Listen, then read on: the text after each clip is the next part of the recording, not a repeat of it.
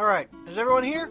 Good, because before you know it, you're going to be taking your global final. And are you ready? Of course you're not. You need to know everything that's ever happened in the history of forever. Well, that's too much stuff! You're right, it is. So we're going to go over the most important parts, doodling it out all the way, and call it MrBettsClass Global Final Review.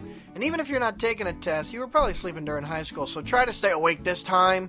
Okay, on your mark, get set, learn. This is planet Earth. Scientists theorize there are many like it, but this one is ours. And unless you're a Wi-Fi enabled fish, you live on one of these 7 continents: Asia, Africa, North America, South America, Antarctica, Europe, and Australia. That was size order. Now by population. Just pop Europe ahead of the Americas and send Antarctica to the bottom, since it has no permanent residents other than the White Walkers. Moving on. Continents account for only 30% of the Earth's surface. The rest is oceans: the Pacific, Atlantic, Southern, Indian, and Arctic. Needless to say, the world is big. How big? Well, its circumference is nearly 25,000 miles. So how the heck do you figure out where you are? Latitude and longitude. Latitude lines are also called parallels because they're always parallel to each other. They run east and west and are numbered based on how far away they are from the fattest one, the equator. Longitude lines work the opposite way. They run north and south and are called meridians and are numbered based on their degrees away from the Optimus Prime meridian. Wait, just Prime meridian? Next thing you're going to tell me the Earth doesn't turn into a Mack truck or alien robot or unnecessary trilogy.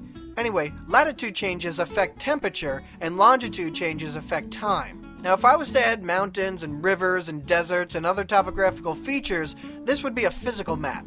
If I started drawing all the man-made borders and adding names, it would be a political map. And if I was to do any of the things I just mentioned, I'd be a cartographer or map maker, which leads us to our new topic, social scientists. A social scientist is basically anyone who studies the world in which humans live. You could be an archaeologist who studies artifacts or things that are man-made. Examples would include this. Got it?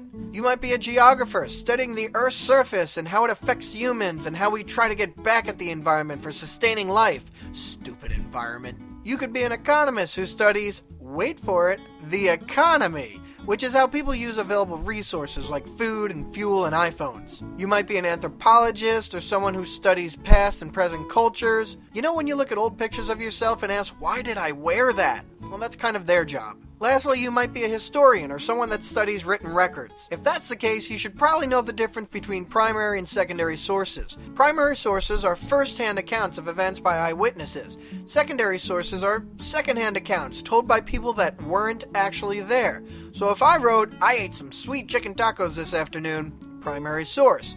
And if you read, the man that would later anchor the Yankees rotation liked to eat chicken tacos, that would be a secondary source, and it would be wrong, because everybody knows with my power, I need to be in the lineup every day taking advantage of the short porch. Got it? Good. Be safe, and I'll see you next time when we go into ancient civilizations. Spoiler alert, they're very old.